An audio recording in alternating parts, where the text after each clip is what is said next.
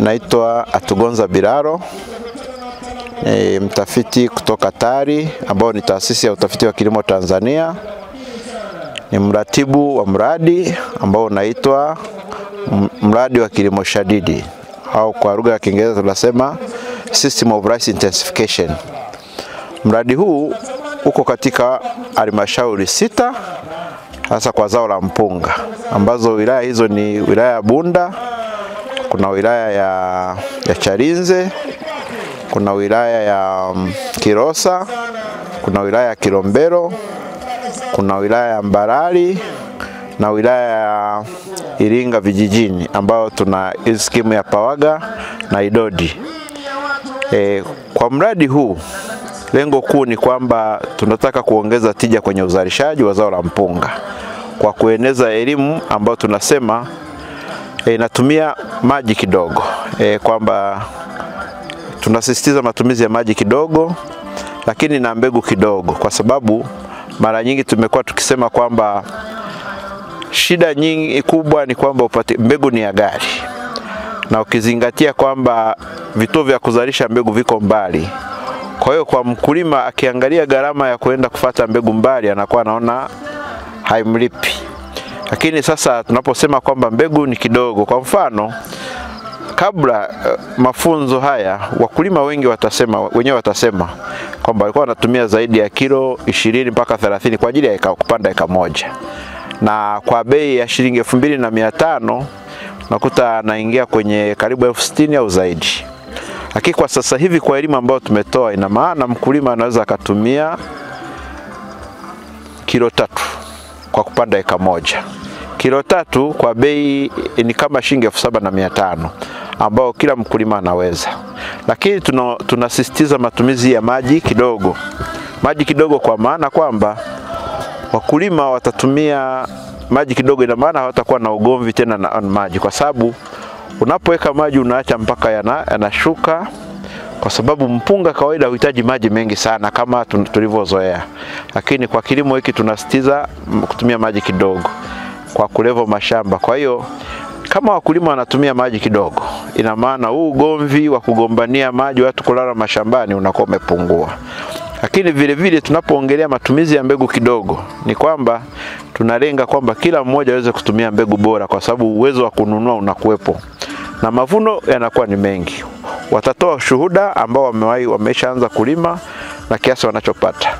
Kwa wengi wamepanda kutoka. Kujua teknolojia ni jambo muhimu sana. Kwa hiyo moja ya kazi kubwa ambayo inafanyika sasa hivi ni kuhakikisha kwanza tunafanya urahisi katika kumfikia mkulima, na urahisi huo sasa hivi tunaingia kwenye mambo ya matumizi ya teknolojia hasa TEHAMA, ili kuhakikisha tunawafikia kwa kupitia simu zao za mkononi, lakini vile vile kutumia media kwa wingi kama nyie mnavyofanya sasa hivi, ili kuweza kutangazia na kuwafikia wakulima wengi zaidi. Kwa hiyo tunaweka nguvu kubwa sana sasa hivi katika kuhakikisha basi teknolojia hizi zinapatikana hasa kiganjani kupitia simu za mkononi. Hii itatusaidia kuwafikia wakulima wengi zaidi na kwa muda mfupi. Tukumbuke kwamba mabadiliko haya yanakwenda kwa kasi. Teknolojia zinaenda kwa kasi na vijana wetu wengi sasa hivi wana uwezo wa kuzifikia kupitia TEHAMA. Kwa hiyo tunajaribu kutumia matumizi makubwa sana ya TEHAMA ili kuhakikisha basi vijana, hasa vijana, wanaweza kuzifikia. Tukumbuke sasa hivi asilimia kubwa ya wananchi wetu ni vijana, na wengi tayari wanajua matumizi ya simu hizi. Kwa hiyo tunajaribu kuangalia tutumie social media zaidi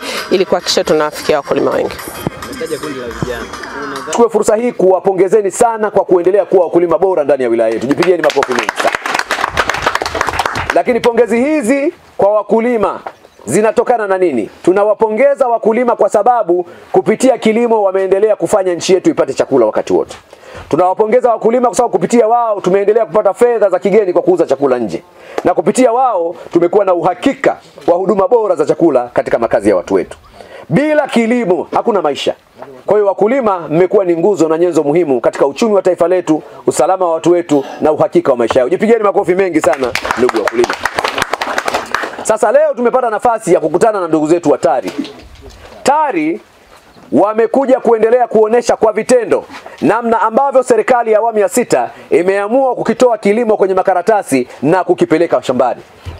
TARI imekuja kuonesha kwa vitendo namna ambavyo kilimo kimetolewa ofisini na kupelekwa mashambani. Tuwapigie makofi mengi sana TARI kwa kuwa taasisi. sana. Nichukue fursa hii kumpongeza sana Waziri wa Kilimo pamoja na mkurugenzi wetu wa TARI kwa mageuzi haya makubwa. Makofi yawe mengi sana juu yao watu hapa. Matendo yenu, maamuzi yenu na mikakati yenu imedhihirisha wazi namna ambavyo Mheshimiwa Rais ameamua kuleta tija na mageuzi ya sekta ya kilimo kwa wananchi wetu. Sisi wana Iringa tumeweza kushuhudia taasisi kubwa mbili ambazo zimekuwa ni sehemu ya maisha yetu kwenye kilimo. Taasisi ya kwanza ni Tume ya Umwagiliaji Tanzania. Tuwapigie makofi mengi sana. Nayo iko chini ya Wizara ya Kilimo. Hii tunaiona kila siku kwenye mashamba yetu. Lakini taasisi ya pili ni TARI. Tunaiona kila siku kwenye maisha yetu. Tuwapigie makofi mengi sana. Na mimi niwaambieni ndugu wananchi, taasisi hizi mbili na zingine nyingi ambazo ziko chini ya Wizara ya Kilimo zitaendelea kushuka na kuwafikia wakulima ili tija na faida ya uwepo wao iweze kuongezeka. Sisi wote ni mashuhuda. Tunapozungumzia kilimo na mageuzi yaliyofanyika kwenye kilimo, sisi wote ni mashuhuda juu ya mambo mengi yaliyofanyika. Unapozungumzia kilimo, unazungumzia mbegu. Unapozungumzia kilimo, unazungumzia pembejeo. Unapozungumzia kilimo, unazungumzia teknolojia. Unapozungumzia kilimo, unazungumzia utafiti. Unapozungumzia kilimo, unazungumzia skimu za umwagiliaji. Unapozungumzia kilimo, unazungumzia maafisa ugani. Unapozungumzia kilimo, unazungumzia miundombinu ya umwagiliaji. Unapozungumzia kilimo, unazungumzia masoko ya mazao ya kilimo. Unapozungumzia kilimo, unazungumzia mbinu mpya za kilimo. Unapozungumzia kilimo, unazungumzia utayari wa wakulima katika kutumia nyenzo na teknolojia zinazoletwa kwa ajili ya kilimo. Kwa hiyo tupige makofi mengi sana kwamba sisi wote ni mashuhuda kwamba haya yote ambayo ndio nyenzo ya kilimo tumeweza kuyashuhudia kwenye wilaya yetu. Ndugu wananchi wenzangu wa wilaya ya Iringa, tutakapolima kwa kuzingatia tafiti zinazofanyika kwenye kilimo, tutalima bila wasiwasi.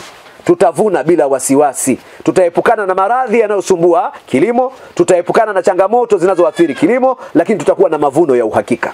Niwapongezeni sana kwa kuja na mkakati wa kilimo shadidi. Kilimo shadidi. Kilimo shadidi kimetufundisha mbegu kidogo, unatumia mbegu kidogo, unalima pakubwa. Lakini pia kilimo shadidi kimetufundisha kutumia maji kidogo katika kilimo. Kwanza tunatumia mbegu kidogo, pia tunatumia maji kidogo, lakini mazao mengi. Haya ni mageuzi makubwa ambayo yatakwenda kubadilisha uchumi wa watu wetu. Tujipigie makofi kwa kuwa sehemu ya wanufaika wa mambo haya. Nichukue fursa hii tena kukupongeza tena na tena mkurugenzi wetu wa TARI. Mama, Mungu akubariki sana. Mimi wanapenda kuwatania wananchi wenzangu wa Iringa kwamba bwana, siti yako iko mbinguni. Kifo shadidi gharama zake ziko chini. Maji awali, maana yake bila kuelewa tulikuwa tunaweza unaamua kujaza tu maji shambani, mnakuwa mnagombana, ukiona jaruba moja tu halina maji na mliopaka naye mnaendelea kugombana. Lakini sasa hivi kulingana na utaalamu uliotokea sasa hivi wa kilimo shadidi, maji unaweka kwa wakati. Mimi ni mkulima katika skimu ya Tunga Malenga.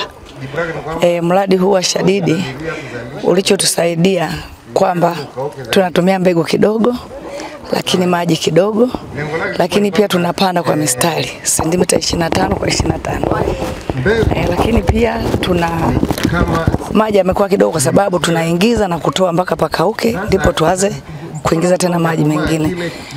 Faida nyingine ambayo tumeipata ni kwamba tumepunguza migogoro kati ya wakulima na wakulima, habari ya kugombania maji. Lakini pia tumefundishwa namna ya kitalu mkeka, namna ya kuandaa kitalu mkeka. Mavuno tunapata mengi kwa sababu tunatumia mbinu ya kisasa. Ili kuwa mwanafamilia bora wa Global TV, usisahau kusubscribe, like, kushare na kucomment. Baada ya kusubscribe, bonyeza alama ya kengele ili kupata taarifa kwa kila video inayopanda Global TV Online.